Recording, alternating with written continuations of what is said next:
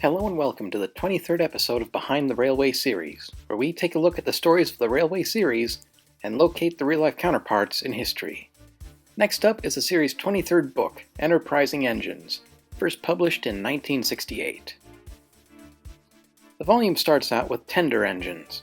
Gordon feels depressed that most of his class have been scrapped, so the Fat Controller arranges for his brother, Flying Scotsman, to come visit the island. Henry is envious of Scotsman's twin tenders, so Doc tricks Henry into pulling a long line of tenders full of sludge. In Super Rescue, Henry helps out two new diesels that have stalled on the main line by pulling both them and their trains. The next story, Escape, has Douglas and his crew helping a stranded engine named Oliver to Sodor by disguising him and his train as scrap. The final story, Little Western, sees Flying Scotsman off home and Oliver being added to the Fat Controller's railway. For this volume, the Reverend Audrey wanted to give off a more mature tone. In 1968, the British Age of Steam was essentially over and done with. Steam locomotives all over the UK were sold off for scrap, with only a handful kept for preservation in museums and heritage lines like the Bluebell and Talyllyn railways. Furthermore, several branch lines across the country were closed down as road traffic took over. The Reverend Audrey referenced these hard facts in previous stories, but Sodor would always remain home to the grand days of steam.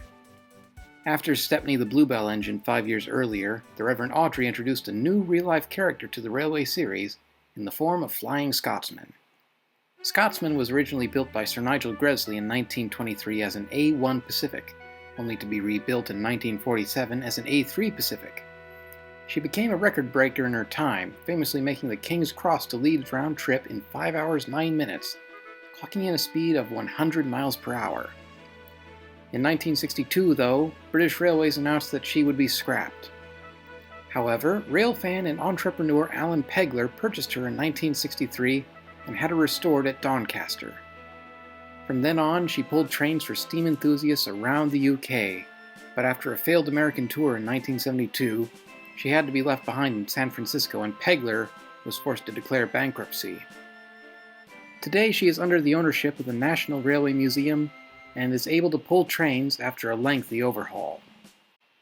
The story of Super Rescue, although seemingly extraordinary, was based off a story the Reverend Audrey received from one of his fans.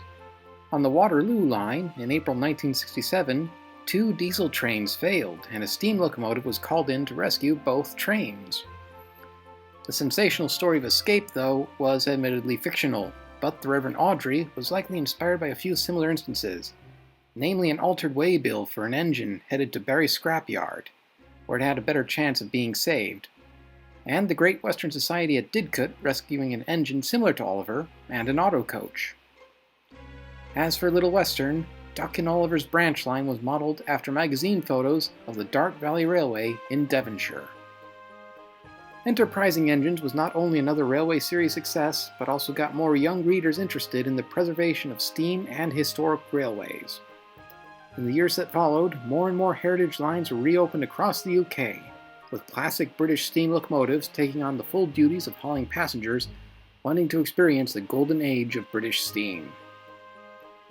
Thanks for watching, and I hope you enjoyed this video. If so, feel free to like, subscribe, and share, and also leave a comment below. Until next time, I'm Captain Rutledge. Good day.